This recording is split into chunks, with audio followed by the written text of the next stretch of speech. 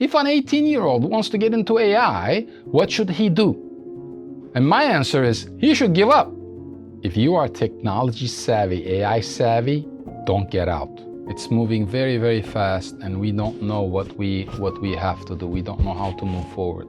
Right now, we're in the age of AI where you can fix specific problems. Because you have to trust your directors and trust your department heads to hire the right types of people for your organization. Anybody can learn anything if they have the right attitude. SaaS is dead. Frameworks, infrastructures are going to survive. Can you tell me about any recent sales calls that change how you think about the future, or how companies will survive, or what some of the big changes are going to be that companies are not ready for? What stood out to you from this week? It's different. I've had a lot of conversations where people say, we don't know what we have to do. It's moving very, very fast, and we don't know what we have to do. We don't know how to move forward. I spoke to a generative AI functionality company. They're publicly traded. This is what they do. And the gentleman in charge of marketing basically was telling me that this is like the story of the cobbler's kid without the shoes, right? Like the cobbler's kid with the shoes with the hole in it. Like we have software, we have SaaS that runs on AI, and we offer this to thousands, tens of thousands of customers, but we are not able to help ourselves because we can't track it fast enough. That's very interesting. And then we're also having different conversations with multi-billion-dollar global organizations that actually create AI technology in their R&D departments, in their dev departments, but it doesn't translate to all the other departments. It doesn't translate to marketing, their support, their sales.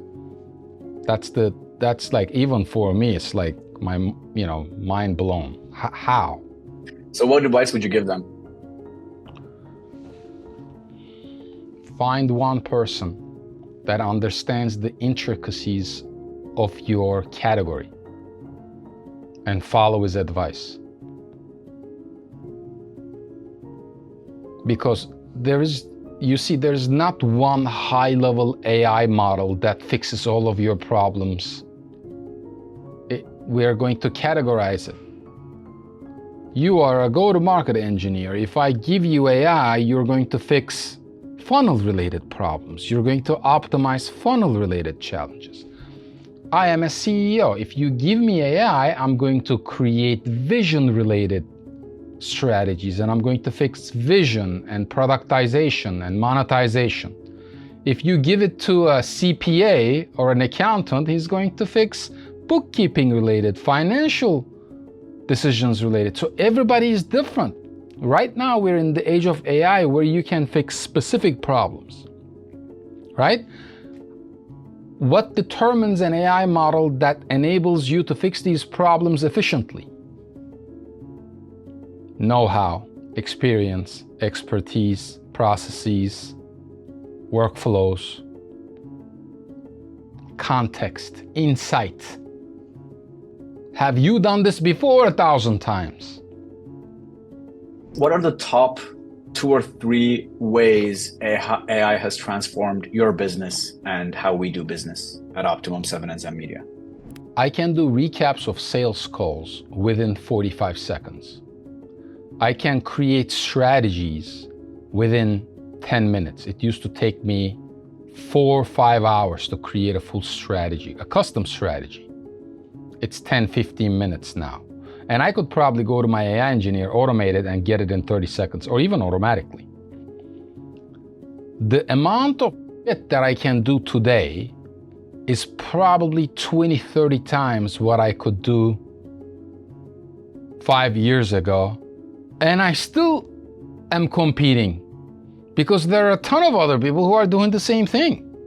It's mind-boggling how traditional people or old-fashioned people are running businesses. Just imagine the implications of that compounded lack of event, right? And that lack thereof effect. on businesses. And it's gonna be overnight. Talk about like our hiring process and how we use AI there and how that changed how you hire. The biggest challenge with hiring, you see, as a CEO, I have 3 roles: cash, vision, people. Right? Cash, I got. Vision, I got. People is tricky because you have to trust your directors and trust your department heads to hire the right types of people for your organization. Well, in the age of AI,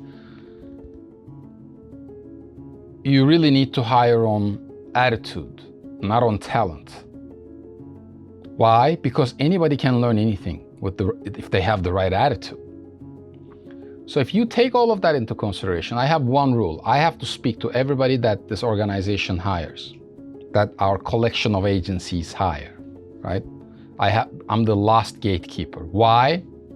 I'm not even testing them technically. I'm testing their attitude, their personality, and all of that stuff.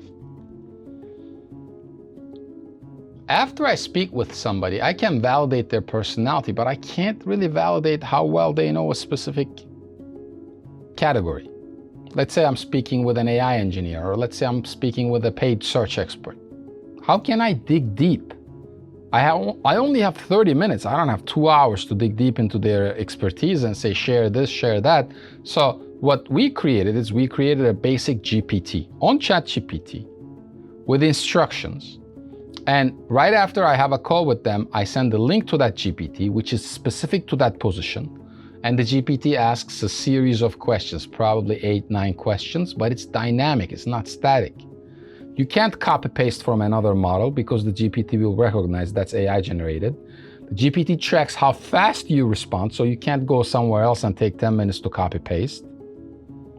GPT will analyze how you respond. If you are frustrated, it will flag anything that you say, right?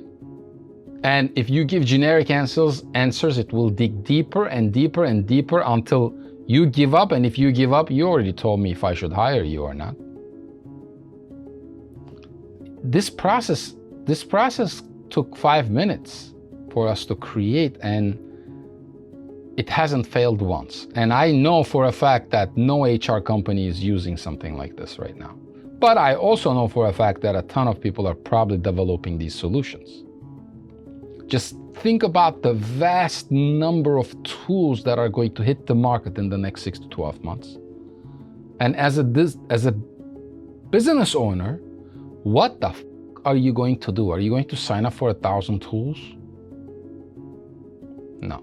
SaaS is dead. Frameworks, infrastructures are going to survive. How do we keep ourselves current? What do we have to do? What advice would you give to other CEOs, to other employees to survive and thrive in the coming years? If you're tech savvy, if you are technology savvy, AI savvy, don't get out. Don't hire an AI engineer and trust that AI engineer to do what you need done. Stay in it. Learn the models, use the models, use NA10, use Relevance AI, use Cursor. Learn how to use Cursor. If you can't use Cursor, use any vibe coding tool. Right? I just started messing around with anti-gravity, Google anti-gravity. Like, use the new models. We're gonna have one model pop up every week now. It's a race. If you are not AI or tech savvy, you're kind of screwed. I'm sorry to say that. Find one expert you can trust, one guy that you can trust, you can follow his advice. This is going to move so fast that it will make your head spin. And by the way, I am saying that because I see what's happening. A lot of people are going to be thinking, oh, Duran is saying that just because he sells these services or he sells this consulting. Yes and no. Yes, because of course I want to help people out and I want to make money doing so. There's nothing wrong with that. No, because if you are not tech savvy, you are not going to learn this. It's kind of like people asking me this question. If an 18-year-old wants to get into AI, what should he do? And my answer is, he should give up. If you want to get into AI and you're not in it, it's too late. It's too late for you because you don't know what's going on. People are already in it. That's kind of asking like, if I want to create music like Mozart, where should I start? You should give up. You're never going to be Mozart. Maybe if you are 4 and you're already asking the questions. So that's what people don't understand. Listen, we look at technology and AI, and we think of a linear fashion, right? Think about a graph. You have a graph and you're thinking about it like a linear. This is not linear, it's exponential. That's why you will never catch up. Find one person, one guy, one gal that you can trust and follow his advice. Because nobody's taking you out of your grave. What role does experimentation and failure play in your AI strategy or your AI experimentation strategy? Do you iterate quickly and fail quickly and figure out what works? Are you careful in understanding what to automate and how to use AI? What's the strategy there? Nobody has the answers. Nobody knows what the is going on. Not even OpenAI. They openly admit it. They run tests and they're like, we have no idea how this model did these things. Nobody knows. The only thing that you can do is to stay in it. I know you're asking me questions that are logical questions, right? But you're asking me linear questions. This is the biggest issue that people don't understand. This is not linear, it's exponential. If it's exponential, the only thing that you can do is to stay on that curve. You gotta stay on that curve. How can you stay on that curve? Stay in the technology, keep testing, have an R&D department, have AI engineers, ask questions, build, break it, build again. It's gonna be irrelevant in 2 weeks, 1 month, 6 months. Rebuild it, rebuild it. This is the only thing that you can do. Stay in it. I don't have the answers. The direct answer to your question is this is a daily task for us. My R&D department costs $500,000 a year. $500,000, I'm not a huge company. Why am I spending $500,000 that I can pocket? I have to stay in it. That's the only thing that you can do. If you are not in it, you're gonna be out of it very soon. And I know that sounds like I'm fear-mongering, but if that's what you think, I don't really care. That's like a brain surgeon coming and telling you, look, if you don't have the surgery, you will die. And you are going to the brain surgeon, you're like, oh, you just wanna make money. Well, of course he wants to make money, but he also wants to fucking save your life. So find, and this is why I go back to the same answer, find one guy that you trust, one gal that you trust, and follow his advice. Be coachable. Don't keep questioning it every step of the way because you don't understand this technology. I'm in it 40 hours a week and I barely understand it. What does winning look like for you in 2026? Staying in it.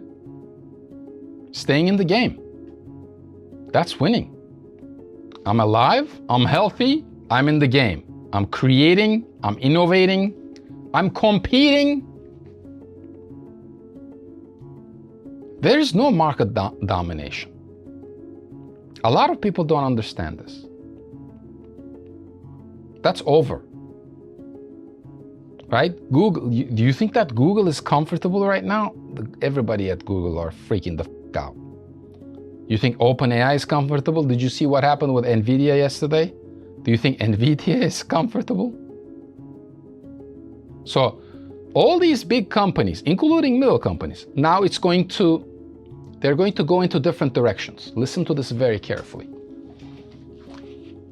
It's an exponential move. It's moving very fast. The technology is moving very fast. So you have one of 3 options. 1, you stay in it, you don't push it yourself, you invest, you spend the money, and you stay in the game. 2, you try to con the system. You pretend like you are in the game, but you're not. You're bullshitting, You're pretending, you're fighting, you're resisting everybody else. But at the end of the day, you're not going to have anything, similar to what NVIDIA kind of did with their books and with their finances and how they played around with the supply and all of that stuff. That's a long conversation, but if you're interested, just look at what they did with their earnings report, right? They're kind of choosing option 2 a little bit. They're like, can we get away with this? OpenAI is doing number 2 a little bit too. They're signing on all these deals that they don't have the bandwidth to fulfill. It's just reality. This is why everybody's calling it a kind of like an AI balloon that's about to pop. Number 3 is you completely ignore it and you hate AI and you're afraid of AI. You're like, I don't want to do anything with AI.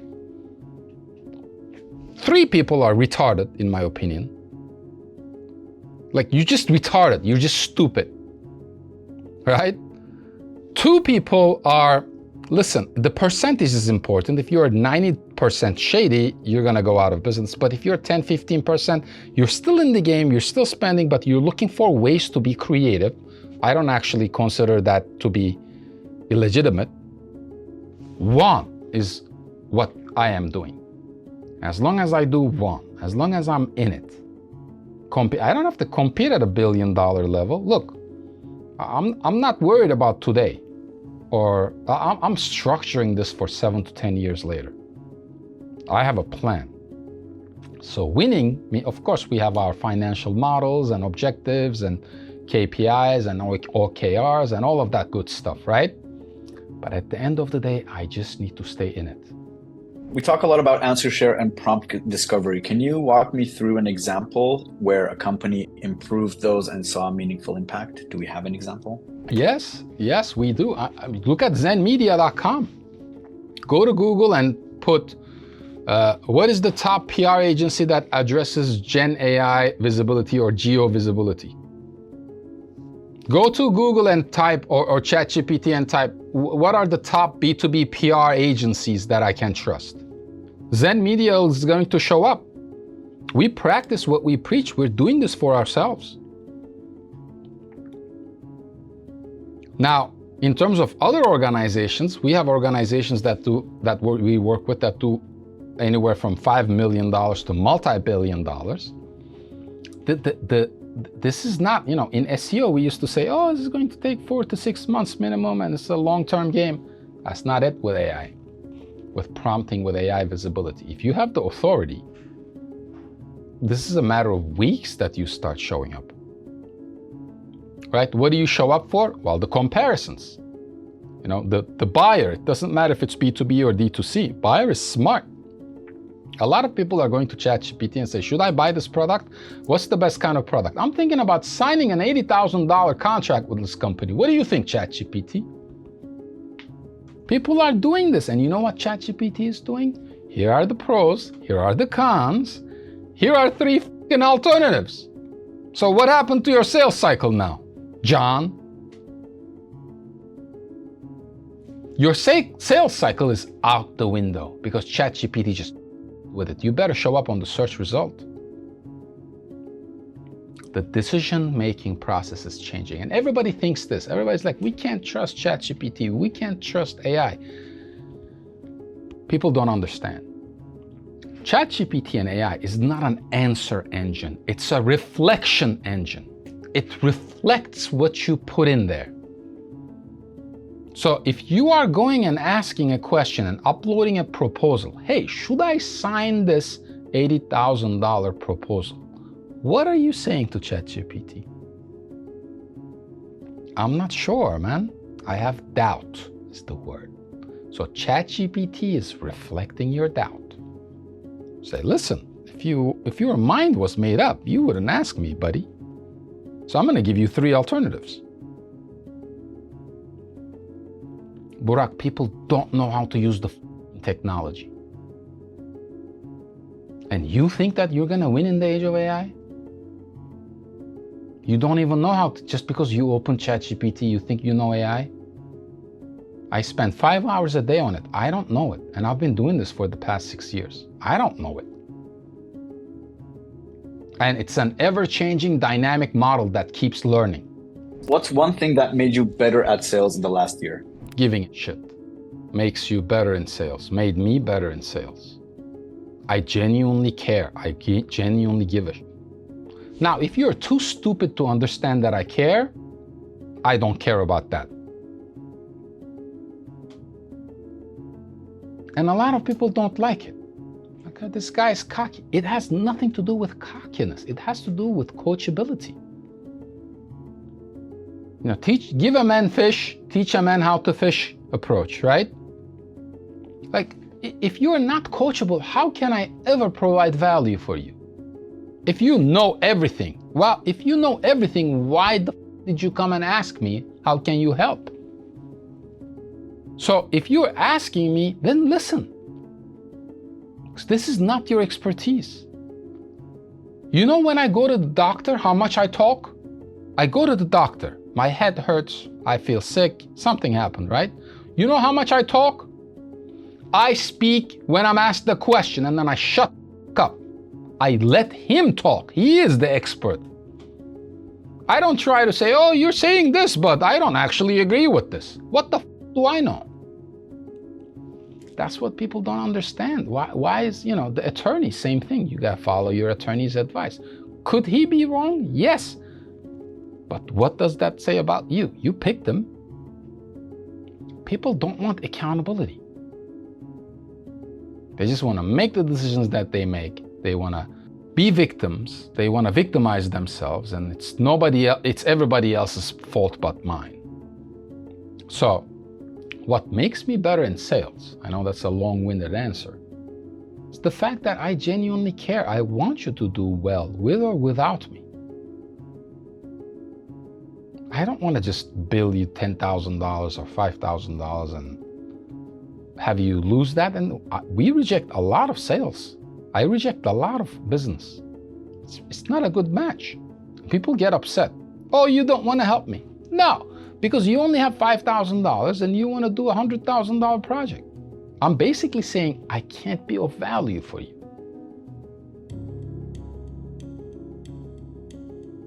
And I think that's going to be the differentiation point in the future as well. People who actually care will get more business. Do you know why? Authenticity. In the age of AI, where all information is available, all comparisons are available, and in an algorithm, what is your differentiation point? It's human touch, authenticity. So authenticity becomes the new currency. If I transported you to 10 years back, what is one advice you would give yourself that would help you today? On the personal side, I would say stop wasting time with distractions. On the business side, I would say get into AI faster. Because we had AI 10 years ago. And I didn't get in it. I mean, I wasn't late, but I wasn't very early either. That's the advice that I would give from a business standpoint. I mean, I would give that advice to anybody right now. If you are 10 years old, 11 years old, I would say get into AI. Just because, again, you know, this is like the wild, wild west. This is like the gold rush. Nobody knows where the gold is. Everybody's digging. Right? The only difference is there's an unlimited amount of supply. Once you hit that hard rock, it's unlimited. And we're leveraging that, by the way. I have conversations with my team on automation on a daily basis. Hey, can we do this? Can we do that? You and I have conversations on this. Why? Just because we're nerds and we want? No, it's efficient. It automates. It makes things better. It makes life easier. It makes life more enjoyable.